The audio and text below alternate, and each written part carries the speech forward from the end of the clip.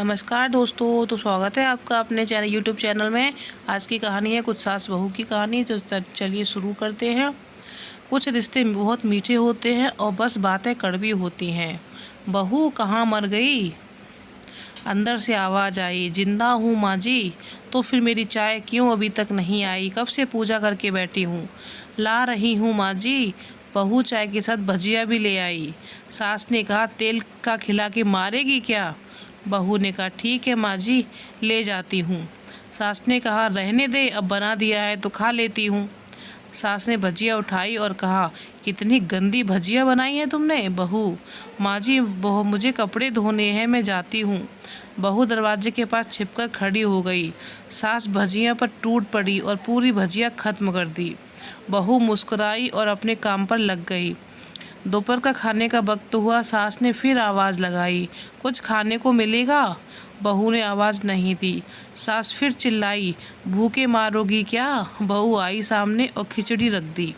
सास गुस्से से, ये क्या है? मुझे इसे नहीं खाना, इसे ले जाओ। बहू ने कहा, आपको डॉक्टर ने 2 दिन में खिचड़ी खाने को कहा है, खाना तो पड़ेगा ही। सास मुंह बनाते हुए, हाँ तू मेरी माँ बन जा। बहू फिर मुस्कुराई और चली गई। आज इनके घर पूजा थी। बहू सुबह 4 बजे उठ गई। पहले स्नान किया, फिर फूल लाई, माला बनाई, रसोई साफ की, पकवान और भोज बनाया। सुबह से 10 बज गए और सास भी उठ चुकी थी। बहू और पंडित जी के साथ भगवान के वस्त्र तैयार कर रही थी। आज ऑफिस की छुट्टी थी तो उनके पति भी घर पर थे।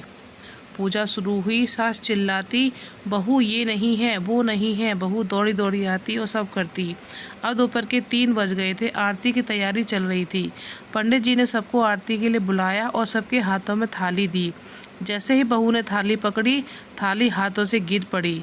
शायद भोज बनाते हुए बहू के हाथों में तेल लगा था, जिससे वो पोंछना भूल गई थी।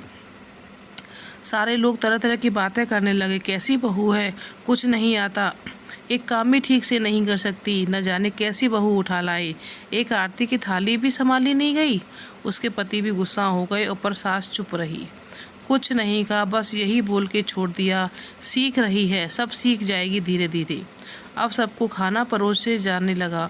बहू दौड़ दौड़ के खाना देती, फिर पानी लाती। करीब 70-80 लोग हो गए थे। इधर 2 नौकर और बहू अकेली, फिर भी वह सारा काम बहुत अच्छे तरीके से करती। अब उसकी सास और कुछ अड़ोस पड़ोस के लोग खाने भी बैठे। बहू ने खाना परोसना शुरू किया, सबको खाना दे दिया। जैसे ही पहला निवाला सास ने खाया, तुमने नमक ठीक नहीं डाला क्या?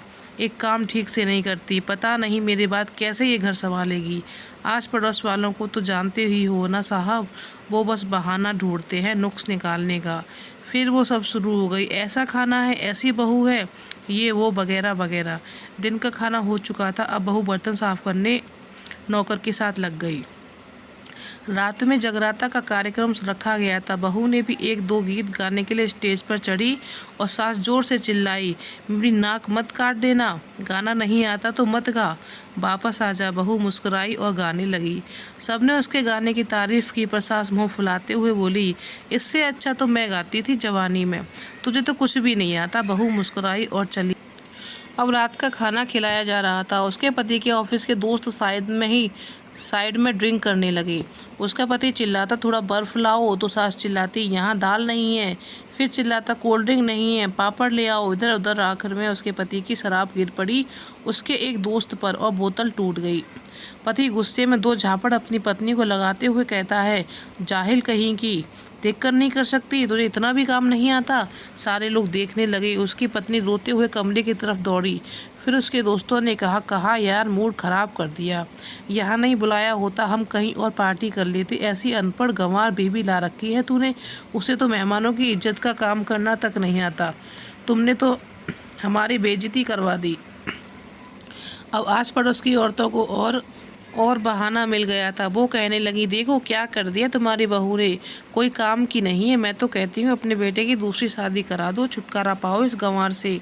सास उठी और अपने बेटे के पास जाकर उसे थप्पड़ मारा और कहा, अरे नालायक, तुमने मेरी बहू को मारा, तेरी हिम्मत कैसे हुई, तेरी टांगें तोड़ दूंगी। उसके बेटे के दोस्त कुछ कहने ही वाले थे कि उसकी माँ ने घूरते हुए कहा, चुप, बिल्कुल चुप, यहाँ दारू पीने आए हो जबकि पता है आज पूजा है और तुम्हें पार्टी करनी है। कैसे संस्कार दिए हैं तुम्हारे माता पिता ने? और किसने मेरी बहू को जाहिल बोला? जरा इधर आओ, चप्पल से मारूंगी अगर मेरी बहू को किसी ने एक शब्द भी कहा। अरे पापी, तूने उस लड़की को बस इसलिए मारा कि तेरी शराब की बोतल टूट गई? पापी, वो बच्ची सुबह 4 बजे से उठी है, घर का सारा काम कर रही है, ना सुबह से नाश्ता किया है, ना दिन का खाना खाया है, फिर भी हंसते हुए, सबकी बातें सुनते हुए, ताने सुनते हुए घर के काम में लगी रही। तेरे यार दोस्तों को भी अच्छी नहीं लगी? जूते से मारूंगी तेरे दोस्तों को भी, और कभी उन्होंने ऐसा कहा तो उसके यार दोस्त चुपके से खिसक लिए। अब सास बहू के कमरे में गई और बहू का हाथ पकड़कर बाहर लाई। सबके सामने कहने लगी, किसने कहा था अपनी बहू को घर से निकाल के दूसरी बहू ले आना?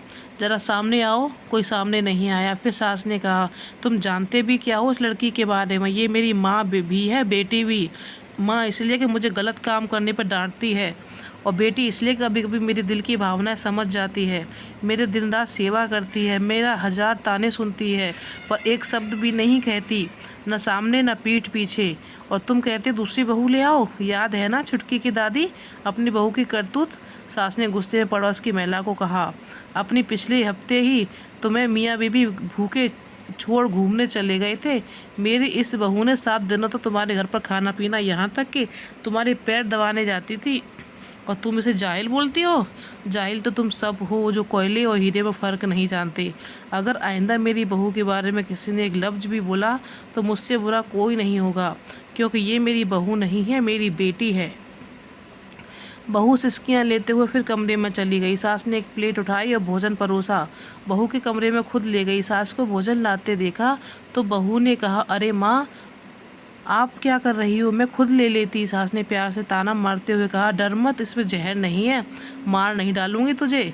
मुझे नई सास चाहिए होगी, पर मुझे अभी भी तू ही मेरे घर की बहू चाहिए। बहू ने अपनी सास को रोते हुए गले लगा लिया।